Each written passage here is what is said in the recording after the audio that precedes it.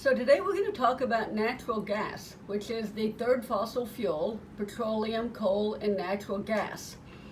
Natural gas is primarily CH4, which is methane.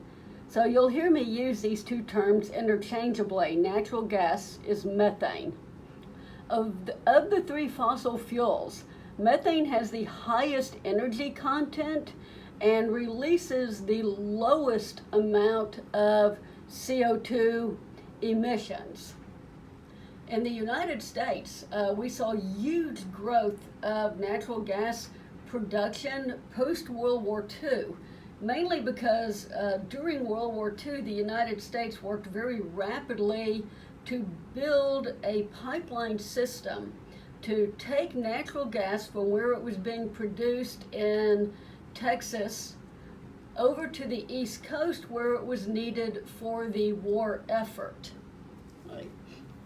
Some of the uses of natural gas is water heating and space heating. So the furnace in your home might run on natural gas. Okay. In more recent times, it's used for electrical power production because, as we said, the hydraulic fracturing industry in the United States has made the price of natural gas fall, so it's more economically viable than coal, which is good because it also burns cleaner. Natural gas is used in transportation in some areas that use compressed natural gas. It's also used as a chemical feedstock to make some of the plastics and other products that we use. Okay. So, if we look, go back to 2008 and look at what natural gas reserves were by country. We can see that Russia, by far, has the biggest natural gas reserves globally. And the United States is down on the list, about number 5, but significantly below the amount of natural gas that Russia has. Iran and Qatar are also big producers of natural gas. And after that, we see, with Saudi Arabia, and after that, the countries that have natural gas reserves start to drop off pretty quickly. Okay. But if we fast forward from 2008 and go forward 5 years to 2013, what we see is that the United States has now replaced Russia as the biggest global producer of natural gas.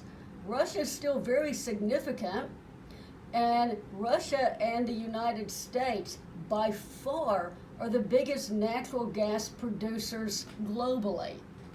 So what does this mean? Okay. In the United States, natural gas production has ramped up immensely because of hydraulic fracturing. So we discussed before the good, the bad, and the ugly of hydraulic fracturing, but U.S. use has significantly increased because fracking has made natural gas a lot less expensive. It's allowed us to access some previously difficult to reach reserves, and now, because it's less expensive, it's replacing coal to generate electricity. So there's been a lot of discussion in recent presidential elections about the coal industry in the United States. But as long as hydraulic fracturing makes natural gas resources less expensive than coal, the coal industry is going to continue declining. Now, politically, what's very interesting, if you like political science, is that Russia is still a big producer, and Russia exports natural gas to Europe. Now, that's very controversial and a little bit challenging for European countries, because if you've been aware of global politics post-World War II, European nations, especially the Western ones, Germany, France, have not had a great relationship with Soviet Union, and since the fall of the Soviet Union to Russia, there are still not great relations between Russia and countries like Germany and France that still import natural gas via a pipeline system. The interesting thing, too, to add to this is that this Russian pipeline system was built during the time of the Soviet Union. Well, now that the Soviet Union has fell apart, part of that pipeline system to get from Russia to Europe travels through countries like Ukraine, which has led to some of the turmoil and tensions in relationships between all of these different countries. China is looking for natural gas reserves because China is producing energy in every possible way that it can. And again, some of the oil-producing countries also have natural gas reserves, which isn't particularly surprising. So if we look at using natural gas in the United States, it grew 50% in the 1990s and is continuing to grow. It's less expensive than coal. So again, natural gas is replacing coal in electricity production in the United States. It's more environmentally benign, so less CO2, fewer global climate change gases are produced, and natural gas does not have sulfur. So it doesn't create SOx the way coal combustion does, so acid precipitation concerns are less.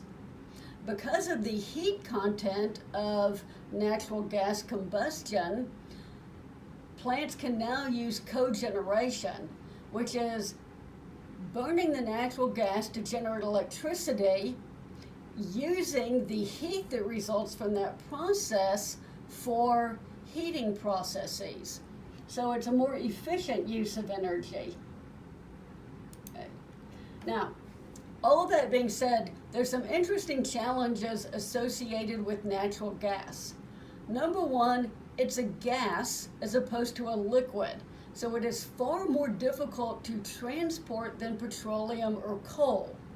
Coal you can load into railroad cars that are open to the atmosphere. Coal is a solid, it's not going anywhere. You cannot put a gas in an open air container. The same thing for petroleum. So the only way really to move natural gas around reasonably is to transport it via pipelines. So the United States has an internal pipeline system for transporting natural gas from where it's produced to where it's needed. But you can only imagine the cost and the difficulty that would be associated with trying to cross oceans via these pipeline systems. So the United States produces natural gas. We probably export some to, say, Canada, but we're not exporting natural gas to any other countries globally because it's very difficult to transport. This is why Germany, France, some other European countries are still reliant on Russian oil because it's the same land mass, so a piping system is easier to build. And as I mentioned before, some of the challenges are the politics involved when piping systems go across countries. The biggest one of these being that the Russian pipelines have to cross the Ukraine in order to get to Europe.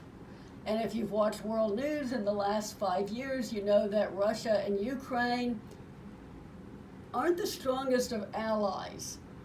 So some of the tensions between these countries have led to interruptions in the natural gas supplies from Russia to Europe.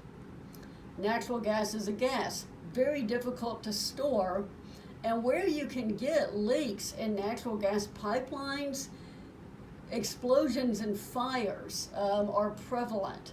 Even where gas is transported in cities into people's homes to be used for creating hot water supplies, or a lot of people like gas stoves, leaks can result in explosions and fires if the infrastructure gets too old. Okay. So, whereas it's pretty easy to combust coal to produce electricity, it's a little bit harder to use for transportation, but it is being done in some places globally. So CNG stands for compressed natural gas, and that can be used to operate vehicles whose engines are designed from this. The good thing about this is it reduces emissions because natural gas burns cleaner than petroleum, and it's less expensive per mile. The limitations are you have to have very special fueling stations, and cars have a limited driving range to operate off of compressed natural gas. In the United States, we only have about 1,300 fueling stations, mainly buses and trucks. So this isn't terribly popular in the United States, but of course with hydraulic fracturing, the United States now has domestic oil that can be used for transportation. Globally, other countries, especially some European ones, do use considerably more compressed natural gas in the transportation infrastructure. Okay. Now, in looking to move away from petroleum resources, one of the things that has been considered is liquefying natural gas. So a gas is difficult to transport because it has to be contained in a leak-proof containment system, and gases expand to high volume, so without high pressure, you can only transport so much at a time. So we're not, again, even though the United States produces a lot of natural gas, we're not exporting it to, say, European countries. But with heightened tensions between Russia and some European countries, we're looking more at the plausibility of liquefying natural gas. What that does is take the gas and convert it to a liquid that's easier to ship. Now, easier said than done. You have to have temperatures of negative 260 degrees Fahrenheit in order to liquefy natural gas. So it takes energy to liquefy the natural gas and continue to maintain that very low temperature on refrigerated ships to transport globally. So right now the United States only has one import-export terminal for liquefied natural gas. There's only a little bit more than 30 plants currently online or under construction globally. But because of the heightened tensions between Germany and Russia, Germany is looking to contract with the United States for the potential of building more of these in the future. If we look at the environmental impacts of natural gas, because even though it's cleaner to burn than coal or petroleum, there are still environmental impacts. So natural gas by itself, methane, is a more potent global climate change gas than CO2. Combustion of methane produces CO2. So whether it's being combusted or whether it's being released as methane, it's going to contribute significantly to global climate change. We'll talk about the environmental impacts in our next unit, but we'll mention photochemical smog here. So when you take NOx from combustion of any fossil fuel, coal, natural gas, or petroleum, and you combine that NOx with natural gas in the atmosphere, in the presence of sunlight, that makes ozone, which is also called photochemical smog.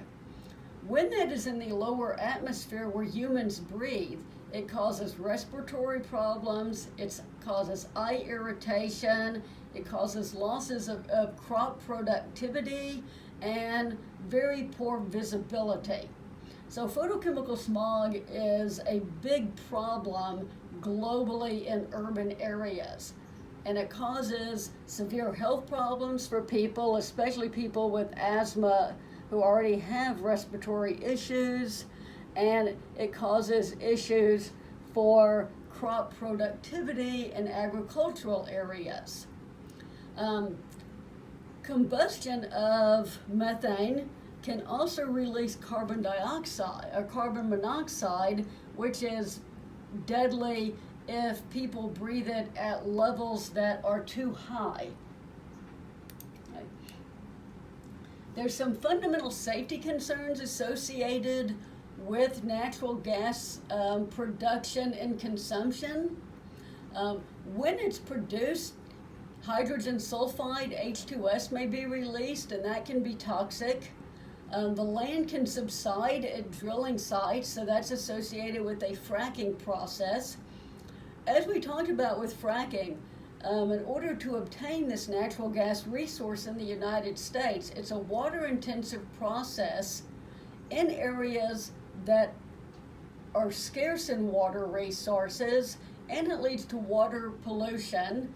In the fracking process, natural gas can escape to the environment, where it contributes to photochemical smog, but in and of itself, it's also a global climate change gas and is not healthy for us to breathe, even at very low levels.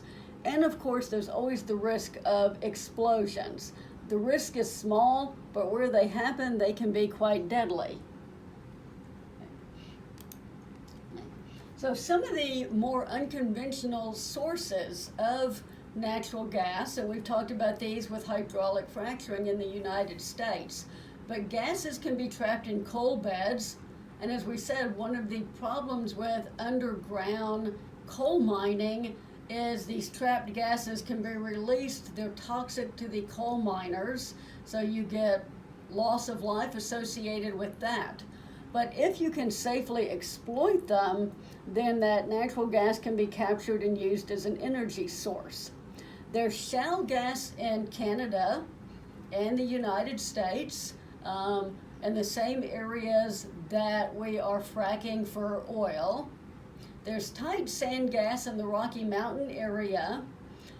All of this is substantially more expensive to extract, but hydraulic fracturing technology is making it more viable. But you've always got to think about the environmental concerns and water contamination concerns when you talk about hydraulic fracturing. So natural gas is an interesting topic because it has really raised the prominence of the United States as an energy producing country, but there are the good, the bad, and the ugly that go along with exploiting and using this resource. So that's it for the fossil fuels. We'll start in with our next lecture when we start Unit 2, and we'll talk about the environmental consequences of combusting all three of the fossil fuels for energy.